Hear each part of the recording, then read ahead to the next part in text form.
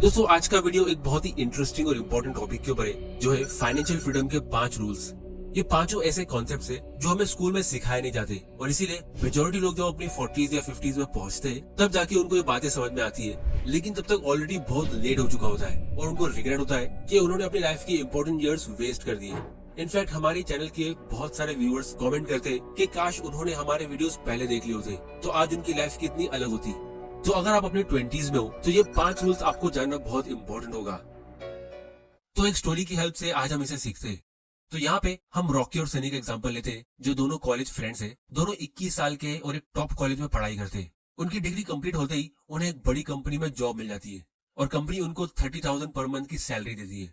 अब सनी का बचपन से ड्रीम था कि वो अपना खुद का एक घर खरीदे, फिर शान से अपने घर से अपनी कार से ऑफिस में जाए और फाइनली इस जॉब से वो अपने उस ड्रीम को पूरा होता हुआ देख रहा था। तो उसने फौरन एक बढ़िया सा 3 BHK अपार्टमेंट, जो एक काफी अच्छे लोकेशन पे होता है, उसे लोन पे ले लेता है। इसे देख के उसके घर वाले और फ्रेंड्स काफी ज्यादा इम्प्रेस होते हैं, क्योंकि उसके डैडी ने अपना घर अपनी 40s की एज में लिया था, लेकिन यहाँ पे सनी ने तो 20s में ही घर खरीद लिया। बस बात ये थी कि उसके घर का मंथली EMI 12,000 रुपए का था, जिसपे उसको 20 साल का लोन चुकाना था। फिर वो एक बढ़िया सी कार लोन पे लेता है, जिसका मंथली EMI होता है 6,000 रुपया। फिर बाकी दूसरे एक्सपेंसेस जैसे light, water, gas bill, car के लिए पेट्रोल और खाने की ग्रोसरीज, ये सब मिला के होते हैं ऑलमोस्ट 8,000 रुपए।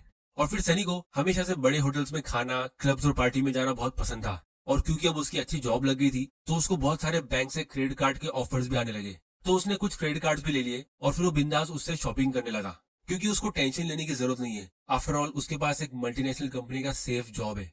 तो वो एक बहुत ही बढ़िया लाइफ जी रहा था। हर वीकेंड वो पार्टी करता या कहीं घूमने जाता। बस एक छोटी सी प्रॉब्लम थी कि मंथ एंड होते ही उसके बैंक अकाउंट में कुछ भी पैसे बचते नहीं थे।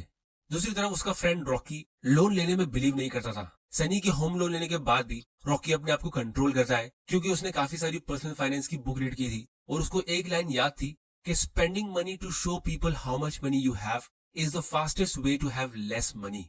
मतलब दूसरों को दिखाने के लिए पैसा खर्चा करना गरीब होने का सबसे आसान तरीका है। और इसीलिए वो अपने लिए एवरेज बिल्डिंग में एक 1 बेडरूम हॉल किचन वाला अपार्टमेंट रेंट पे लेता है, वो भी ऐसी बिल्डिंग में जो सिटी से थोड़ी दूर होती है, ताकि उसका रेंट कम होगा, क्योंकि उसके ऑफिस के आसपास के एरिया में फिलहाल रेंट काफी ज्यादा था। तो उसका रेंट होता है 5,000 रुपया पर मंथ। और क्योंकि उसका घर रेंट पे था तो उसे काफी सारे मेंटेनेंस कॉस्ट पे नहीं करने पड़ते थे। और उसका बाकी का इलेक्ट्रिक, गैस और वाटर बिल, ये सब का खर्चा 8,000 रुपए का होता था, क्योंकि वो खाना थोड़ी अच्छी क्वालिटी का खाता था। और उसने फिलहाल कोई कार नहीं खरीदी, क्योंकि उसे लगता है कि कार एक डिप्रिशिएटिंग एसेट है, जिसकी वैल्यू टाइम के साथ कम होती है। तो वो ऑफिस की बस से ट्रेवल करता।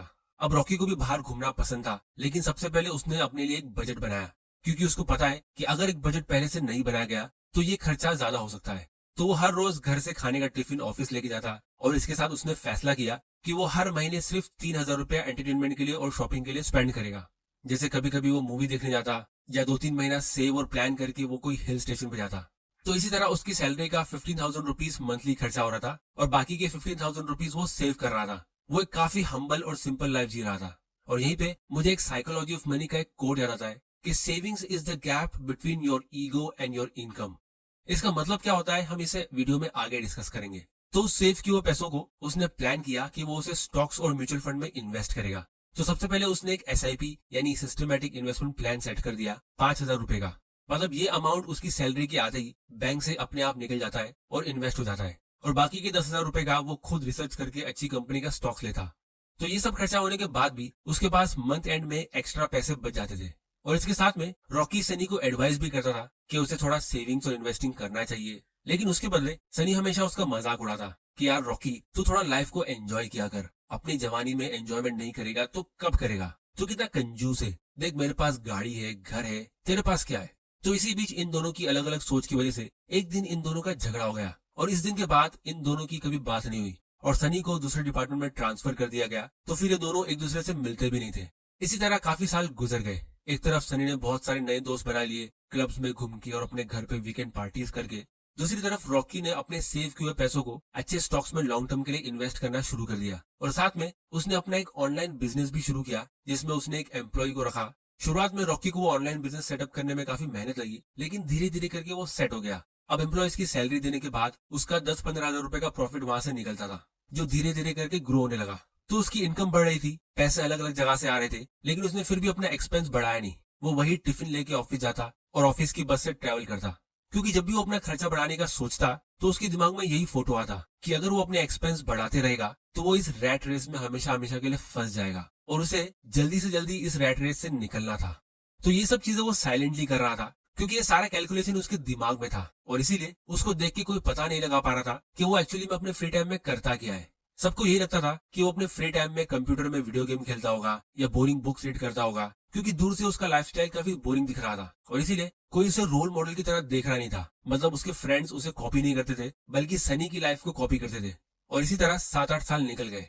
फिर एक दिन अचानक से देश में पैंडेमिक शुरू हो जाता है जिसकी वजह से पूरी कंट्री में रिसेशन आ जाता है। लोग शॉपिंग करना बंद कर देते और जिस कंपनी में रॉकी और सनी काम करते थे उस कंपनी के भी बुरे दिन चालू हो जाते। इनफैक्ट कंट्री की सारी कंपनीज वो टाइम पे स्ट्रगल करती है तो उनकी कंपनी को सरवाइव करने के लिए मजबूरन अपने 500 एम्प्लॉयज को निकालना पड़ता है जिसमें सनी और रॉकी दोनों का नाम होता है। ये बात दोनों को शॉकिंग लगती है क्योंकि जॉब से फायर होना किसको पसंद है, लेकिन रॉकी को इतना टेंशन नहीं होता है क्योंकि उसने हमेशा 4 कदम आगे का सोचा। उसने इस फायर के बदले अपने दूसरे फायर का इंतजाम कर लिया था। उसके पास इमरजेंसी फंड्स थे, बहुत सारी कंपनीज से उसको पैसिव इनकम की तरह डिविडेंड मिल रहा था और उसका एक ऑनलाइन बिजनेस भी चल रहा था। लेकिन सनी ये ले ऑफ की बात सुन के हक्का बक्का रह गया। उसने इस बारे में कभी सोचा ही नहीं था। उसको लगता था कि जॉब सिक्योरिटी रियल होती है क्योंकि बचपन से वो यही सुनता आ रहा था। लेकिन जैसे ही उसको जॉब से निकाला गया तो बैंक का होम लोन और कार लोन डिपार्टमेंट सनी के पीछे पड़ गया क्योंकि उसके 20 साल के होम लोन में से आधा लोन तो भी बाकी था और कार लोन का भी 2 साल अभी बाकी था। उसके इतने सारे फ्रेंड्स जिनको वो अपना मानता था अब उसको उनकी रियलिटी पता चलने लगी। सच ये है कि इस टाइम पे सबकी हालत खराब थी, इसीलिए उसको अपने रिश्तेदारों और अपने घर वालों से उधार लेके गुजारा करना पड़ा। लेकिन ये भी हमेशा नहीं चल सकता तो फाइनली उसने फैसला किया कि वो अपनी कार बेच देगा। लेकिन रिसेशन की वजह से मार्केट बहुत बुरा था तो उसको वो कार बहुत सस्ते प्राइस में बेचनी पड़ी और जो पैसे उसे गाड़ी को बेच के मिले उसको उसने फॉरेन होम लोन की ईएमआई के लिए भर दिया। और यही टाइम पे जब उसको लग रहा था कि इससे बुरा और क्या हो सकता है कि उसको जॉब से निकाल दिया गया और उसने अपनी कार को सेल कर दिया, तभी उसको खबर मिलती है कि उसके एक फैमिली मेंबर को कोरोना वायरस हो गया है। सनी के पास इंश्योरेंस था लेकिन वो इंश्योरेंस उसकी कंपनी ने प्रोवाइड किया था और क्योंकि उसे जॉब से निकाल दिया गया तो उसका इंश्योरेंस भी अब नहीं रहा और इसीलिए उसे अपनी वाइफ की ज्वेलरी बेच के और जो भी थोड़े बहुत पैसे उसने यहाँ वहाँ सेव किए थे वो सारे मेडिकल एक्सपेंस में खर्च करने पड़े। मतलब अब सनी पूरी तरह ब्रोक हो चुका था और उसकी हालत काफी खराब थी क्योंकि उसको हर महीने होम लोन की ईएमआई भरनी थी और उसको जॉब भी नहीं मिल रहा था क्योंकि सब कंपनीज वो टाइम पे लोगों को निकाल रही थी, हायर कोई नहीं कर रहा था। तो उसका एक एक दिन बहुत मुश्किल से गुजर रहा था और इसीलिए वो थोड़ा डिप्रेशन में भी चला गया। यहाँ तक कि उसके दिमाग में सुसाइड के भी ख्याल आने लगे और वो अपनी लाइफ को ब्लेम करने लगा कि उसके साथ ही ऐसा क्यों होता रहता है। इसी बीच उसको रॉकी का कॉल आता है जो उसे अपने घर बुलाता है। अब क्योंकि ये दोनों पुराने दोस्त थे और रॉकी को सनी की खराब कंडीशन की खबर कहीं से मिल गई थी तो जब ये दोनों मिले तो उनमें कुछ पुरानी बातें हुई। सनी ने सबसे पहले रॉकी को उस झगड़े के बारे में सॉरी कहा कि वो जोश में आके थोड़ा इगोइस्टिक हो गया था। फिर उसने बताया कि उसकी हालत बहुत खराब है, उसकी कोई मदद भी नहीं कर रहा है। तब रॉकी कहता है कि मैं तो उस झगड़े के बारे में कब का भूल चुका था, मैंने तो तुझे उसी दिन माफ कर दिया था, मुझे पता है कि तू दिल से बहुत अच्छा इंसान है। तो दोस्तों यहाँ पे आप लोगों के लिए एक बोनस रूल ये है कि दुनिया में पुअर और इगोइस्टिक लोग यानी गरीब और अखड़ू लोग बहुत सारे जिनकी जेब में इतना पैसा नहीं होता है जितना उनका ईगो होता है। तो ऐसे लोगों से बदला लेने के लिए आप अपना टाइम वेस्ट मत करो। लाइफ उनको खुद ही सबक सिखा के हम्बल बना देगी और फिर आपकी सक्सेस उनके जख्म पे एक्स्ट्रा नमक डाल देगी। तो इसीलिए aim to be rich and humble, not poor and arrogant. फिर रॉकी सनी को कहता है कि देख दोस्त, मैं जल्दी रिटायर होके अपनी वाइफ के साथ एक वर्ल्ड ट्रिप पे जाने का सोच रहा हूँ और मुझे चाहिए एक ऐसा भरोसे वाला आदमी जो मेरे ऑनलाइन बिजनेस का ध्यान रख सके। मुझे पता है कि तुम दिल से काम करते हो, इसलिए मैं सोच रहा हूँ कि मैं तुम्हें 15,000 रुपए की मंथली सैलरी पे रख लूं। ये सुन के सनी काफी खुश हुआ लेकिन शॉक भी। खुश इसीलिए क्योंकि उसने चैन की सांस ली कि उसके सर से वो होम लोन का और वो रिकवरी एजेंट्स का टेंशन दूर हो गया। लेकिन शॉक इसीलिए कि इतना जल्दी रॉकी रिटायर कैसे हो सकता है, अभी तो वो बस 28 साल का है। 8 साल पहले ये दोनों ने बिल्कुल एक जैसी शुरुआत की थी, लेकिन आज इन दोनों की फाइनेंशियल कंडीशन में जमीन आसमान का फर्क है। तो अब हम इनकी लाइफ से कुछ इंटरेस्टिंग लेसन्स डिस्कस करते हैं। तो दोस्तों अगर आपने इस स्टोरी में ध्यान दिया है तो सनी की फाइनेंशियल कंडीशन खराब होने का सबसे पहला और सबसे मेन रीजन था लोन। सनी लोन को मैनेज नहीं कर पाया और इसका ऑब्वियस रीजन ये था कि स्कूल से हमको अच्छी जॉब, अच्छा करियर, अच्छा इंटरव्यू कैसे देना है, इन सब की एजुकेशन मिलती है, लेकिन लोन को कैसे मैनेज करना है वो नहीं सिखाया जाता है। इसकी वजह से मेजॉरिटी लोग इस मामले में फेल हो जाते हैं और अल्टीमेटली फाइनेंशियल फ्रीडम उनके लिए हमेशा एक सपना ही रह जाता है।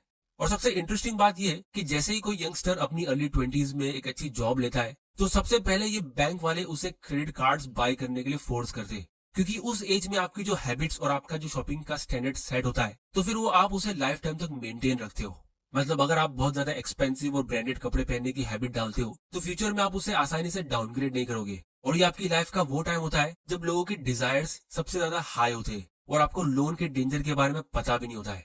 इसीलिए बिल्कुल अपने शुरुआत से लोग लोन को एक नॉर्मल चीज समझने लगते हैं और फिर अपनी पूरी जिंदगी में अपनी कंपनी के बॉस के साथ वो अपने बैंक वालों को भी बॉस बना देते हैं। अब सोसाइटी, गवर्नमेंट और बाकी सब लोग इसे प्रमोट इसीलिए करते हैं क्योंकि इस डेट ट्रैप से गवर्नमेंट, बैंकर्स और कंपनीज का फायदा होता है। अगर आप हमेशा डेट ट्रैप में या ज्यादा लोन में रहोगे तो आप ज्यादा काम करोगे, तो इकोनॉमी के लिए अच्छा है, मतलब गवर्नमेंट के लिए भी क्योंकि आप जीडीपी बढ़ा रहे हो, कंपनीज के लिए भी अच्छा है क्योंकि उनके कस्टमर्स बढ़ रहे हैं, लोग ईएमआई पे चीजें खरीद रहे हैं, उनका बिजनेस और सेल्स बढ़ता रहेगा। और बैंकर्स के लिए भी अच्छा है क्योंकि आप ईएमआई पे कर रहे हो और उनको इंटरेस्ट दे रहे हो। बस आपकी पर्सनल लाइफ और फाइनेंशियल फ्रीडम के लिए अच्छा नहीं है, बाकी सबके लिए अच्छा है। और जब आप लोन लेते हो तो आप कंपाउंडिंग के पावर के खिलाफ जाते हो और इसके डेंजरस इफेक्ट को कि किस तरह आपकी फाइनेंशियल लाइफ को डिस्ट्रॉय करता है जो लोग कभी समझ भी नहीं पाते। इसको हम फाइनेंशियल इंडिपेंडेंस की फायर्ड सीरीज के सबसे पहले वीडियो में डिस्कस करेंगे, जो आप में से काफी लोगों के लिए आई ओपनर होने वाला है। फिर दोस्तों, जब आप लोन के ट्रैप से अपने आप को बचा लेते हो तो उसके बाद सवाल ये उठता है कि उन पैसों से हमें करना क्या है, क्योंकि काफी सारे लोग लोन लेने के लिए ये भी बहाने देते हैं कि उससे उनके खर्चे कंट्रोल में रहते हैं। जैसे अगर किसी की सैलरी 30,000 पर मंथ की है और उसको 14,000 रुपीज का ईएमआई पे करना है तो ही वो अपने बचे हुए 16,000 से अपना गुजारा करेगा। अगर लोन नहीं होगा तो वो पूरे के पूरे 30,000 स्पेंड कर देगा और उसको पता भी नहीं चलेगा। तो ये एक बहुत ही पुअर तरीका है अपने एक्सपेंसेस कंट्रोल करने का। सही तरीका ये है कि आप अपने एक्सपेंसेस खुद से डिसिप्लिन के साथ कंट्रोल करो, जिसके लिए मैं आपको एक सिंपल फॉर्मूला बताता हूँ। वो है 70-20-10 बजटिंग रूल। इस रूल के हिसाब से आपको अपनी इनकम का 70% अपने घर के खर्चे के लिए यूज करना चाहिए, 20% इन्वेस्टमेंट के लिए जैसे कि स्टॉक मार्केट या म्यूचुअल फंड, और बाकी के 10% को आपको अपने एंटरटेनमेंट के लिए छोड़ देना चाहिए। फिर धीरे धीरे करके आप इस 20% के इन्वेस्टमेंट को बढ़ाते रहो। जैसे कि हमारी स्टोरी में रॉकी ने अपनी सैलरी का 50% सेव करके इन्वेस्ट किया था। तो ये 50-40-10 रूल हुआ, जो इस 70-20-10 रूल से ज्यादा अच्छा है क्योंकि इसमें सबसे बड़ा पोर्शन इन्वेस्टमेंट में जा रहा है। और जो लोग इस 50-40-10 रूल को फॉलो करते तो इस रूल के हिसाब से वैसे लोग 10 साल के अंदर ही अपना फाइनेंशियल फ्रीडम अचीव कर लेते। इस चीज को भी हम आने वाले वीडियोस में काफी डिटेल में डिस्कस करेंगे। तो अगर आपने अभी तक चैनल को सब्सक्राइब नहीं किया है तो जल्दी से कर लो और बेल आइकन प्रेस करना मत भूल जाना, वरना आपसे ऐसे इंपॉर्टेंट वीडियोस मिस हो जाएंगे।